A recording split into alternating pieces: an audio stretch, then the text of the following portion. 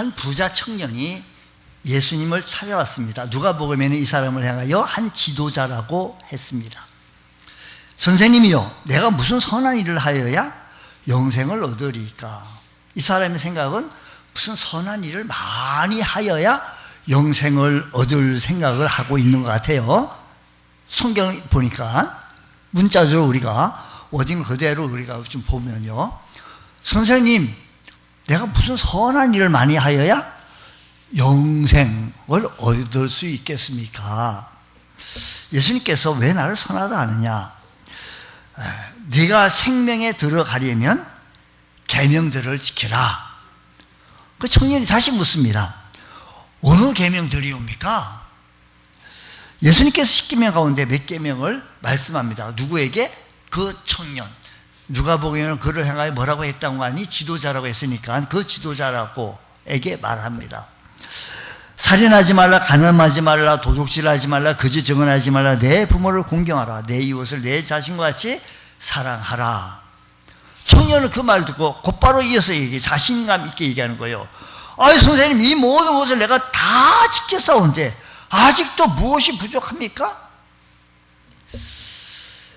그래서 예수님께서 너희가 온전하고자 할진대 가서 내 소유를 다 팔아가지고 가난한 사람들에게 나눠주고 그리고 나를 따르라 고 말하니, 이 청년은, 이 젊은 지도자는 근심하고 심히 걱정하고 돌아갔다는 겁니다. 성경에 보면 예수님 만나고 나서 다 문제가 해결받고 응답받고 기쁨으로 다 돌아갔는데 유독 이 사람만 어떻게 이렇게 근심하고 갔는지 알 수가 없습니다. 왜요? 이 사람은 재산이 많은 부자였기 때문이라고 성경이 이렇게 말합니다. 청년은 어떻게 하면 영생을 얻으리까라고 예수님께 물었고요, 예수님께서는 그 청년에게 세 가지를 제시했습니다. 계명들을 지켜라, 가진 것을 가난한 사람에게 나눠주라, 그리고 나를 따르라 라고 세 가지 그 청년에게 말하게 되어진 것이죠. 이 세 가지를 하지 않으면, 그러면 자, 여러분들에게 반문해 보겠습니다. 여러분들에게 영생 구원을 받으려고 한다면 이 세 가지를 안 한다고 한다면 영생 못 얻습니까? 못 얻어요? 못 얻어요? 하나님이, 우리 요한복음 3장 16절에 하나님이 세상을 이처럼 사랑하사 독생자를 주셨으니 이는 그를 어떻게? 믿는 자마다 멸망하지 않고 뭐예요? 영생을 얻게 하려 하심이라. 예수를 믿기만 하면 뭐 한다고요? 영생 얻는다. 안 믿으면 어떻게 된다? 영생 안 한다는 거예요. 어떻게 한다? 멸망한다라는 거죠. 멸망한다. 이 말씀대로라면 이 세 가지를 예수님께서 그 젊은 청년에게 말했던 계명들을 지켜라, 가진 것을 다 팔아 가난한 사람에게 주라, 나를 따르라 하지 않아도 영생을 얻을 수 있다는 말씀 아닙니까? 그러면 영생을 얻으려면 어떻게 하면 되느냐? 이 세 가지 왜 예수님께서는 그 청년에게, 젊은 지도자에게 왜 말했냐? 자, 여기서요, 우리 한번 좀 생각해 보십시다. 우리 주님께서 말씀하신 중심 의도를 한번 좀 살펴보자라는 거죠. 어느 아버지가 아들에게 많은 재산, 큰 재산을 상속했습니다. 법적으로 아들은 이 모든 재산의 주인이 되었습니다. 이것은 영생 얻는 것과 같은데, 우리가 예수 믿는 순간 우리는 이미 하나님의 자녀가 되어지고 영원한 생명을 얻었습니다. 그러면 여러분들은 아멘 해야 되는데 무슨 말인가 하고 이러고 보면 되겠습니까? 아니죠. 아멘 좀 해요. 그렇잖아요. 이 말에는요. 예. 그러면 아멘 해야 합니다. 아멘 해야 할 순간에는 좀 아멘 해야 되고요. 자, 우리가 예수 믿는 순간에 우리는 이미 하나님의 자녀가 되어지고 영원한 생명, 영생을 얻었습니다. 근데 아들이 그 재산을 은행에만 맡겨두고 사용하지 않고 그저 빈곤하게 산다고 한다면, 그 많은 큰 재산을 가지고 있었지만 아주 가난하게 살고 아주 그 사용할 줄 모르는 그런 아들이 되어지는 겁니다. 반대로 그 아들이 그 재산을 잘 적절하게 잘 사용하면, 아버지가 준 유산을 누리면 이 아들은 풍성한 삶을 살게 되어지는 겁니다. 이것이 영생을 누리는 것과 같다라는 것입니다. 우리가 예수님께서 말씀하신 이 세 가지를 실천할 때, 계명들을 지키라, 또 가진 것들을 나눠주라, 나를 따라, 이것을 실천하게 되어질 때 우리에게 얻어지는 것은 과연 무엇일까? 우리에게 얻어지는 것은요, 영생을 풍성히 누리는 것과 같은 거예요. 마치 아이를 낳는 것과 영생 얻는 거하고 영생을 누리는 거하고는 좀 다르게 구분을 좀 지어볼 수 있습니다. 아이를 낳는 것과 아이를 양육하는 것이 다른 차원의 일인 것과 같다라는 것이죠. 요한복음 10장 10절에서는요, 우리 주님께서 이렇게 말씀합니다. 도적이 오는 것은 도적질하고 죽이고 멸망시키는 것뿐이요. 멸망시키는 도적은 그런데 내가 온 것은 양으로 어떻게 하고 생명을 얻게 하고, 두 번째 더 풍성히 얻게 하려는 것이다. 이 두 가지를, 내가 온 것은 생명을 얻게 하고 영생을 얻게 하고 그 영생을 풍성히 누리는 거, 얻게 하려고 하는 것이 주님께서 오신 목적이에요. 다시 말해 영생을 풍성하게 누리며 사는 겁니다. 오늘 여러분, 우리가 구원받은 주의 자녀들이 영원한 생명을 얻었는데도 불구하고 얻는 데만 집착하고 거기서만 만족하고 주님께서 더 풍성히 얻게 하려고 하는 이 풍요로움을 누리지 못하고 살아가고 있지는 아니한지 우리 거울을 한번 보자고요. 자화상을 보자는 거죠. 결국 이 청년은 아직 영생을 받지 않음으로써 영생을 얻는 것에 대해서 물었는데, 예수님께서는 영생을 얻을 뿐만 아니라 영생을 풍성히 누리는 것을 말씀하게 되어지는 겁니다. 영생을 얻는 것은 중요하지만 영생을 우리가 구원받는 것 참 중요합니다. 일생일대에 참 감격과 감동과 감사가, 구원받은 것에 대하여 감사가 일어나야 합니다. 근데 그것으로 만족할 것이 아니라 이 매일의 삶 속에서 우리가 영생을 풍성히 누리는 것, 주의 자녀들의 삶이라는 것입니다. 사실 오늘 이 청년 같은 그리스도인들이 참 많아요. 오늘 이 청년 같은 성도들이 많다는 말입니다. 영생을 얻는 일에는 관심이 있지만 영생을 받았음에도 불구하고 영생을 풍성히 누리지 못하고 있는 것. 그래서 이 청년을 보시고 우리 주님께서는 안타까워하는 것처럼 이런 그리스도인들을 보시고 이런 성도들을 보고 우리 주님께서는 지금도 안타까워하시면서 영원한 생명을 내가 줬는데 생명을 얻게 하고 더 풍성히 얻게 하려는 거다. 영생을 얻었으면 아까 요한복음 10장 10절의 말씀처럼 얻었으면 구원받은 주의 자녀들이라고 거기서 만족하지 말고 주님께서 주시는 이 풍성함을 누리는 삶, 이런 삶을 우리는 살아야 되겠다는 것입니다. 이 복된 삶, 날마다 우거지성 이런 것이 아니고 늘 행복한 삶, 행복한 이 주님께서 주시는 이 감격으로 은혜로 살아갈 수 있는 이 풍성한 삶, 살아갈 수 있는 귀한 은혜가 일어나기 원합니다. 자, 그러면 우리 주님께서 세 가지 말씀하셨는데 먼저 계명들을 지켜라고 말씀하십니다. 자, 그러면 17절 오늘 말씀 19장 17절 말씀 다시 한번 우린 읽을 때 조금 우리 입에 익을 수 있을 것 같아요. 자, 시작. 예수께서 이르시되 어찌하여 선한 이를 내게 묻느냐? 선한 이는 오직 한 분이시니라. 내가 생명에 들어가려면 계명들을 네가 생명에 들어가려면 계명들을 지키라. 이 말씀하신 것은 계명들을 지키라. 구체적으로 어떤 말씀입니까? 사실은 앞에 말씀드린 대로 계명을 지킴으로 구원받는 것은 아니지만 구원은 전적으로 하나님의 선물, 하나님의 값없이 거저주는 은혜입니다. 공로가 아니라 100% 하나님의 은혜입니다. 구원받은 사람은 그렇기 때문에 100% 계명을 잘 구원받은 사람이기에 계명을 지키는 정도에 따라 우리는 성화 구원을 이루어 나가는 거예요.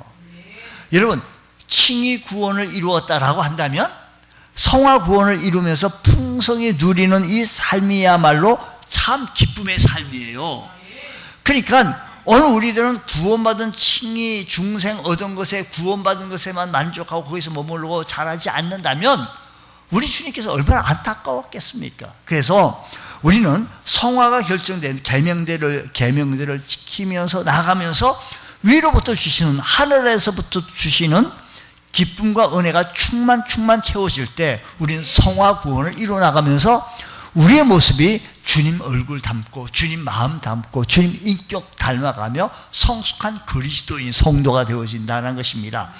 예수님은 청년의 왜곡된 사상과 신앙관을 깨우쳐 주기 위해서 이 사람은요, 이 청년은 말이에요, 어떤 선한 일을 하여야 뭔가 이 사람은요, 바리새적 구원가는 결코, 인간은 결코 스스로 어떤 궤도의 선한 존재가 될 수 없음을 주님께서 직시한 거예요. 계명을 지킬 수 있는 능력도 하나님으로부터 받을 때 계명을 지키게 되어져서 온전한 성도로 거듭나게 되어지는데, 우리는요, 우리가 주님께서 주시는 이 계명들을 지켜감으로 말미암아 우리의 성화 구원을 이루어 나가며 주님 닮아가는, 그래서 예수 믿는 삶이 이런 거구나. 예수 믿고 교회 나가서 주님을 동행하며 주님과 배워나가면서 주님 얼굴 닮고 주님 배워가며 살아가는 것이 이것이구나. 이걸 배워나가는 것은 우리의 삶에서 기쁨이 충만한 풍성한 삶을 누리며 살아가는 거예요. 그것을 어떻게 하냐면 주님 그렇게 사랑하는 마음으로 계명들을 지키는 거예요. 자, 계명의 소중함의 가치를 알고 최선을 다하고 지키는데, 요한복음 14장 15절 말씀 보면 너희가 나를 사랑하면, 우리가 주님을 사랑하지요. 그러면 나의 계명들을 지키리라. 계명을 지키는데 전제 조건이 있는데 바로 주님 사랑하게 돼요. 그럼 우리가 주님을 사랑하게 되어지면서 계명들을 지키잖아요. 성화 구원을 이루어 나가는 거예요. 우리의 얼굴이 마귀의 얼굴이 아니라 주님의 얼굴로 자꾸 닮아가는 거예요. 계명을 소중히 여기며 지키는 것에 대하여 전제 조건이 주님 사랑하는 거예요. 바리새적인 구원관은요, 무언가를 이걸 삭지로 뭔가 지키면로 말이야. 우리의 종교 개혁이 일어나기 전에 중세 타락한 교리 속에서 높은 계단을, 1000계단인가 무슨 계단을 무릎으로 기어 올라가면서, 그래서 구원관을 이룹니까? 아니, 천국 가는 무슨 많은 도네이션, 이런 헌금을 함으로 말면 그건 아니잖아요. 바로 계명을 주신 사랑하는 마음, 주님 사랑하는 마음으로 이 계명들을 지켜나갈 때 우리가 주님 닮아가고 성화 구원을 이루어나가고, 그러다 보면 내가 행복하고 내 얼굴에 기쁨이 충만하고 풍성한 삶을 살게 되어진다는 것입니다. 성경 예수님께서 바리새인과 율법자들에 대해서 많이 책망한 얘기들이 많습니다. 하나님의 계명을 철저히 지키고 있던 그들인데 왜 책망 들었느냐?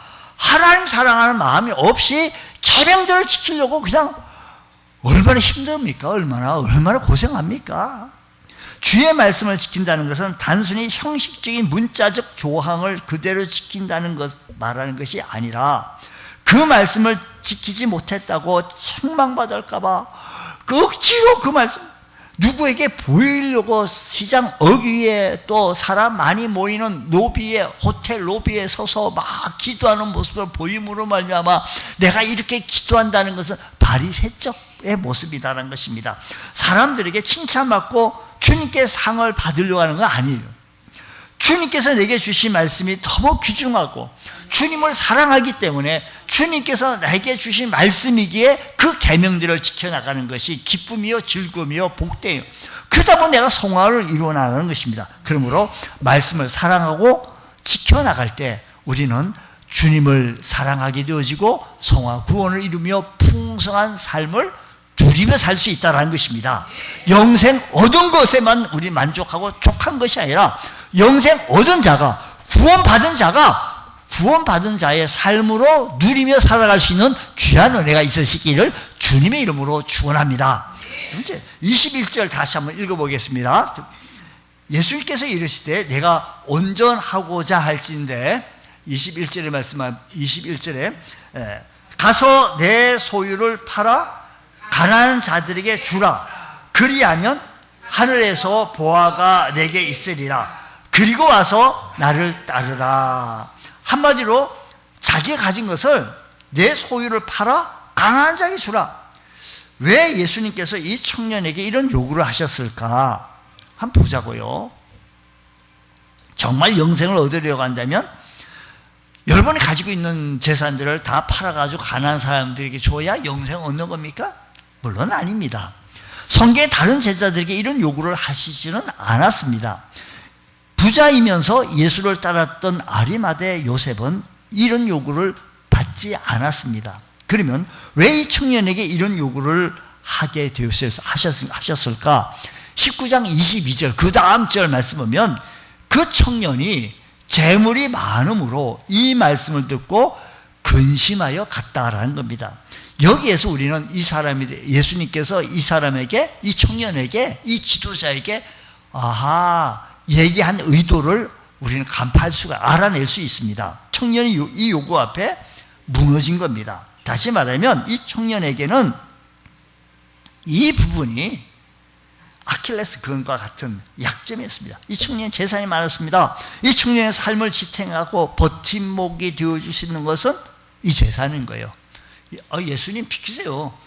이 재산이 있어야 내가 살아갈 수가 있습니다. 오늘 우리들 삶에서요, 여기서 참 중요한 겁니다. 중요한 교훈을 배워야 되는데요. 남들이 가지지 못한 특권이요, 남들이 누리지 못하는 이 자랑. 내가 지금 얼마나 많은 재산이 있는데, 내가 얼마나 가지고 누리고 있는데, 이거 놓쳤다가는 죽을 것만 같아. 예수님 좀 비키세요. 이제 영생까지 더 가지고 싶은데, 이제는 더 재산도 많이 가졌으니, 성경 이 사람 부자라고 했으니까 얼마나 많은 부자인지 모르겠지만, 액수를 얼마 측정할 수 있는 건 모르겠지만 어쨌든 간에 부자니까 부자라고 했겠죠. 많았으니까. 재물이 많았다고 했으니까. 근데 우리 주님께서는 그 말씀하신 그 의도를 우리 볼 수 있는데 이 부자 청년에게는 예수님이 안 보이는 거예요. 주님이 없는 거예요. 그래서 이것만 있으면 만족 오케이요. 여기다가 다시 영생까지 더 가지고 싶은 거예요. 우리 주님께서 이렇게 말씀하십니다. 너희가 하나님과 재물을 겸하여 섬기지 못한다고 했습니다. 이 청년이 하나님과 재물을 겸하여 섬기는 태도를 보시고 도전하셨는데 재물을 내려놓고 하나님 좀 섬겨봐. 이 말의 의도는 너 삶의 주인이 하나님이야. 재물이 아니야. 그 하나님만 좀 의지해봐. 이걸 주님께서 말씀하시는 거예요. 주님께서 말씀하신 이것입니다. 네가 주인 삼은, 네가 지금 살아가고 있는데 너의 주인이 누구냐고, 내 삶의 주인이 누구냐고, 그것 좀 내려놔. 과연 누구냐고. 오늘 여러분, 오늘 우리의 삶에서요, 내 삶에 우리가 주인 삼은 것은 과연 뭘까? 내가 주인 삼은, 여러분의 주인이 누굴까요? 그것들로 인하여 바빠지고 있습니까? 예수님은 사람이 재물과 하나님을 함께 온전히 섬길 수 없다라고 했는데, 하나님보다 그 무엇을 의지하여 하나님과 멀어진다고 한다면, 아니 하나님보다 더 사랑하는 것이 있다라고 한다면 그것이 우상이다라고 정의를 내려요. 부자 청년 율법에 나선 외적 계명을 다 준수하고 있지만 형식적인 차원에서 머무르고 있었지 진정으로 주님 사랑하는 마음이 없었고 주님 의지하고 주님을 나의 주인이요 붙잡는 게 없었어요. 영생을 풍성히 누리려고 한다면 이 시험에서 통과해야 합니다. 여러분의 삶의 현장 속에서 오늘 이 시대에 살아가고 있는 저와 여러분의 삶의 주인이 과연 누구입니까? 내가 주인 삼은 것은 무엇입니까? 우리가 노래를 이렇게 부르잖아요. 우리 내가 주인 삼은 것 모든 것 내려놓고 내 주, 우리 주님께서는 이 청년에게 하나님이 주인이야. 그 많은 재물 그건 네 거가 아니고 하나님이 주인이야. 그걸 가르쳐주고 있는 거거든요. 내가 주인 삼은 모든 것 내려놓고 내 주 대신 주 앞에 내가 사랑했던 모든 것 내려놓고 주님만 사랑해. 우리 주님께서 말하는 것은 재물도 사랑하고 주님 이게 아니고 주님만 사랑해. 이걸 요구하시고 있는 계시는 거예요. 우리 한번 해볼까요? 내가 주인 삼은 모든 것 내려놓고 내 주 대신 주 앞에 나가 내가 사랑했던 모든 것 내려놓고 주님만 사랑해. 내가 주인 삼은 모든 것 내려놓고 내 주 대신 주 앞에 나가 내가 사랑했던 모든 것 내려놓고 주님만 사랑해. 주 사랑 거친 풍랑에도 깊은 바다처럼 나를 잠잠케 해. 주 사랑 내 영혼의 반석 그 사랑 위에 서리. 주 사랑 거친 풍랑에도 깊은 바다처럼 나를 잠잠케 해. 주 사랑 내 영혼의 반석 그 사랑 위에 서리. 내가 사랑했던 모든 것 내려놓고 주님만 사랑해. 노래를 우리가 찬송을 그렇게 했다면, 그렇게 주님을 높였다면 우리의 성화 구원을 이루면서 날마다 삶의 현장 속에서 내가 사랑했던 모든 것 내려놓고 여러분이 사랑하는 모든 것이 무엇일까요? 그것이 물질일 수도 있고 명예일 수도 있고 또 자식일 수도 있고 그건 무엇인가 있습니다. 그걸 내려놓고 우리 주님께서 요구하시는 것은 주님만 어떻게 할까요? 사랑. 그걸 원하는 거예요, 이 청년에게. 영생을 풍성히 누리려고 한다면 이 시험에서 통과해야 되는데 주님을 의지할 것인지 다른 무엇을 의지할 것인지 주님보다 더 의지할 것이 있다라고 한다면 주님 붙잡는 것 말고 더 강력하게 붙잡는 게 있다면 그거 내려놓고 주님만 붙잡으라는 거예요. 사실 물질도 우리 하나님이 주인이시지 사람들은 어리석어서 현재만 보고 미래를 보지 못해가지고 그 너머를 보지 못합니다. 안타깝죠. 마태복음 4장 20절 말씀 보면 그들이 곧 그물을 버려두고 예수를 따르니라. 마태복음 4장 20절에 그들이 누구예요? 베드로와 안드레가 형제가 예수님께서 부르실 때 그들이 뭘 버려두고 어부가 그물을 버려두고 예수를 따랐다는 것은 그물은 생계 수단이었습니다. 이것 때문에 먹고 살았고 이것 때문에 앞으로도 이것 없으면 살 수 없는 너무너무 소중한 거 아닙니까? 그러니까 지금까지 그 그물을 의지하고 살았어요. 베드로 안드레 형제가. 근데 예수님께서 나를 따르는 말씀을 듣고 베드로 안드레는 그 그물을 내려놓았다. 이 청년에게도 그걸 내려놓으라는 겁니다. 주님 사랑하라는 거예요. 하나님 사랑하라는 거예요. 예수를 만난 뒤에 그동안 의지하고 살아왔던 그 예수님 만나기 전에 그렇게 의지하고 붙잡았던 그 그물을 내려놓고 예수님 의지하고 살겠다라고 하는 각오 결단 섰을 때 그들은 주님을 따랐던 온전한 제자가 될 수 있었던 겁니다. 우리가 예수님보다 더 의지하는 것이 있다라고 한다면 그것이 영원한 생명의 구원의 확신, 성화 구원을 이루어 나가는데 누리지 못해요. 우리가요, 우리 주님께서는 영생 얻는 것과 영생을 풍성히 누리는 것을 두 가지를 지금 말씀하고 계시는데, 예수님보다 더 의지하는 것이 있다라고 한다면 영생을 풍성히 누리지는 못하고 늘 급급한 거예요. 급급한 거예요. 엄만 이상. 왜 청년이 이 계명을 다 지켰다고 자신 있게 말하면서 영생에 대한 확신이 없었습니까? 이 사람에겐 재물이 우상이었어요.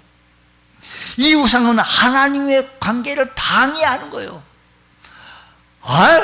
이거 없으면 큰일 나. 그러니까 심히 근심하고 갔지요.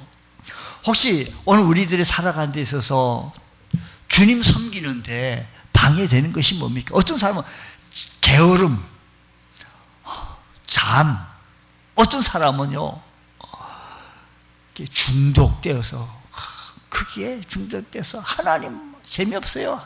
나 이 게임 중독돼가지고, 몰랐는데 게임 중독된 사람들도 없잖아. 좀 있긴 있던가 봐요. 이거 뭐 여러 가지 세상에 많은 사람, 부류의 사람이 있는데, 여러분 우리의 삶의 형태, 부류에서 우리는 어떻게 살아야 됩니까? 주님께서 말씀하시기를 의지하는 것, 주님 말고 의지하는 것을 내려놓고 오직 예수님만 의지할 때, 그러면 영생을 풍성히 누리며 살 수 있다는 거예요.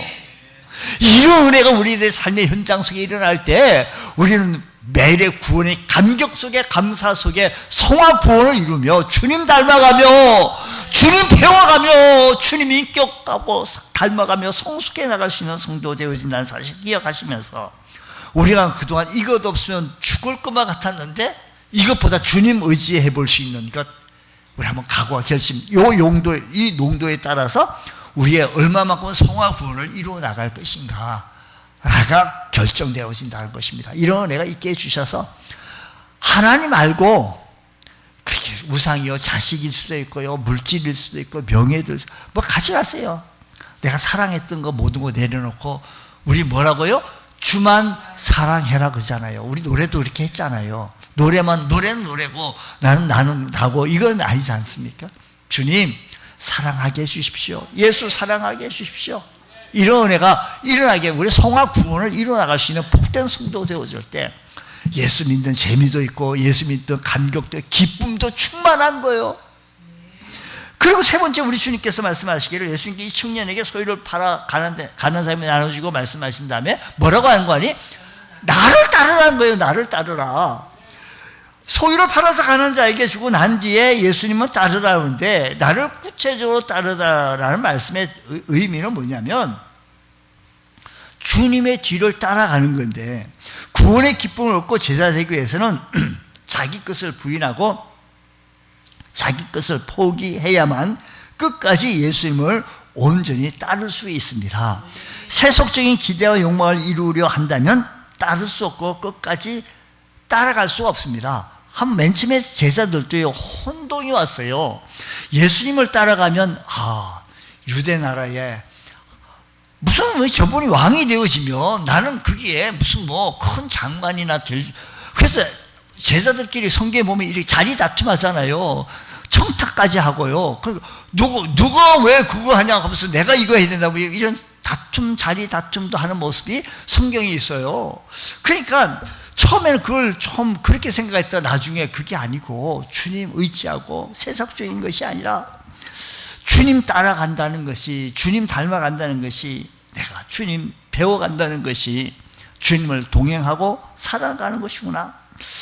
우리 주님께서 말씀하시기를, 아무든지 나를 따라오려거든 자기를 부인하고 자기 십자가를 지고 따르리라. 모든 것을 버려두고 자기를 부인하고 그리스도를 따라야 된다는데, 여러분, 따른다는 것은, 예수님께서는요 제자들을 부르시고 따르라고 했습니다. 그리고 마태복음 8장을 보시면 예수님께서 산에서 내려오실 때 허다한 무리들이 따랐어요. 허다한 무리들이 따랐어요. 매력적인 삶을 사셨어요. 여러분, 우리들도 매력적인 삶을 살면서 허다한 무리들이 우리를 따르는 삶, 그런 귀한 은혜가 일어나기를 원해요. 자, 어쨌든 그들을 부르시고 왜 나를 따르냐? 부르시고 특별한 관계를 형성시키시기 원하시는데, 예수님은 가르치시는 스승이시고 부르심을 받은 사람들은 가르침을 받은 제자의 관계입니다. 스승과 제자의 관계. 예수님께서 이렇게 부르셔서 제자 삼으신 사람들에게 나를 따르라고 말씀하십니다. 이제 나를 따르라고 하면 이 말씀은 제자의 삶을 살라라는 거예요. 우리 주님께서 청년에게 이렇게 네가 그렇게 의지했던 거 내려놓고 주님만 의지해 보라. 청년에 그렇게 말씀하셨던 것이 오늘 우리들에게 말씀한 거예요. 이 시대에 오늘 우리들을 그렇게 의지했던 거 내려놓고 주님만 의지해보고 사랑하고 나갈 때, 그리고 주님께서 말씀하시는 이제는 나를 따르라, 제자의 삶을 살라, 이 말을 어떻게 말씀하시는 거 아니? 요한복음 8장 31절 말씀 보면 이렇게 말합니다. 한번 읽어보겠습니다. 그러므로부터요. 자, 시작. 그러므로 예수께서 자기를 믿는 유대인들에게 이르시되 너희가 내 말에 거하면 참으로 내 자자. 너희가 내 말에 거하면 참으로 뭐라고요? 제자가 된다는 거예요. 어떻게 하면? 내 말에 거하면, 말씀 안에 거하는 삶을 살라는 거예요. 그러니까 나를 따르라 라는 말씀 안에 거하는 삶을 살라. 제자의 삶의 첫째는 말씀 안에 거하는 삶이라는 것입니다. 우리가 주님 말씀을 이렇게 따르며 살아가는 삶이 제자의 삶이라는 거예요. 말씀 안에 거하는 말씀의 인도를 받으며 우리가 매일의 삶 속에 구원을, 영생을 풍성히 누리며 살아가는 삶은 말씀 안에 거하고 말씀의 인도를 받을 때 영생을 풍성히 누리며 살아갈 수 있는 거예요. 들은 내 안에 가지고 있는 말씀이 있어야 영생을 풍성히 누릴 수 있거든요. 우리 말씀 듣는 걸 게을리하지 말아야 돼요. 주일 한번 빠지면 말씀 못 들어요. 오늘이 주일인가? 이 정도 이렇게 했는데 심각한 거예요, 여러분. 여러분 보세요. 말씀 안에 거하는 삶, 여기 보니까 내 말이 거하면, 우리가요 말씀에 거하고 말씀의 인도를 따르면 영원한 생명을 풍성히 누리며 살고 살 수 있다고 했는데, 말씀 안에 거하는 삶을 살아가게 되어질 때 어떤 결과가 있게 되어지는 거 아니? 요한복음 15장 8절 말씀 보면 너희가 이렇게 말합니다. 시작. 너희가 열매를 많이 맺으면 내 아버지께서 영광을 받을 것이요 너희는 내 제자가 되리라. 우리가요 구원받은 사람들이 구원받은 영원한 생명을 누리며 살아가는, 우리 구원을 누리며 살아가는 주의 거룩한 백성들이 이제는 제자된 삶을 살아가는 삶의 모습은 말씀 안에 거하는 삶이요, 말씀 안에 거하는 삶을 살아갈 때 우리는 어떤 삶이라고 하는 거 아니? 열매 맺는 삶이에요. 열매 맺는 삶. 제자의 삶은 열매 맺는 삶이라는 것입니다. 열매 맺는 삶. 자, 오늘 여러분, 오늘 귀한 말씀 우리가 들었습니다.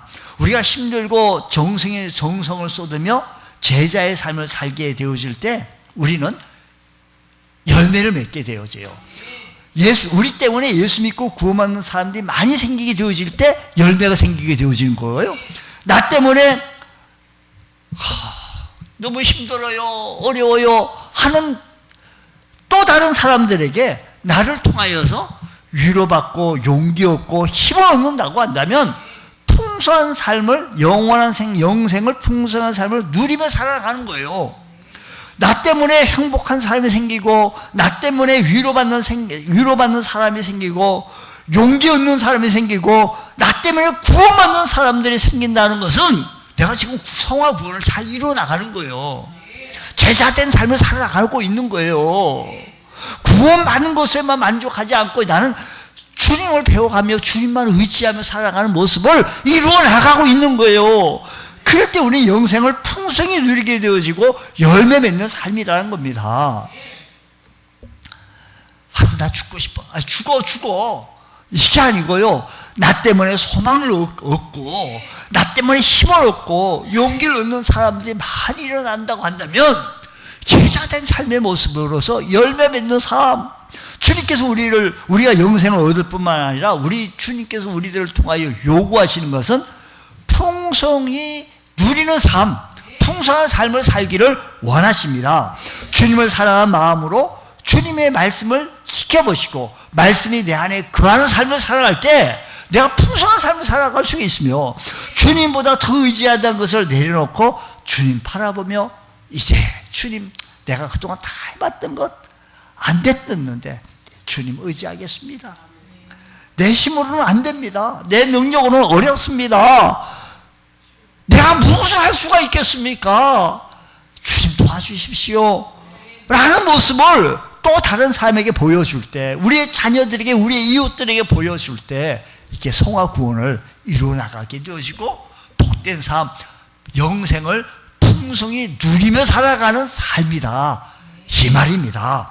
우리 이런 풍성한 삶을 누리는 귀한 삶, 그래서 우리 교회는 풍성한 교회예요. 풍성한 삶을 누리며 살아갈 수 있는 복된 은혜가 있으시기를 주님의 이름으로 축원합니다. 하나님 아버지 감사합니다. 오늘 이 아침 시간에 우리 모두 구원받은 주의 거룩한 백성들이 풍성한 삶을 누리며 살기 원하오니 성령 하나님께서 역사하여 주시고 주 안에서 강건케 하여 주시고 말씀이 내 안에 머물며 살아갈 수 있는 귀한 은혜가 일어나게 하여 주시옵소서. 믿사하며 거룩하신 예수님 이름으로 기도드리옵나이다. 아멘.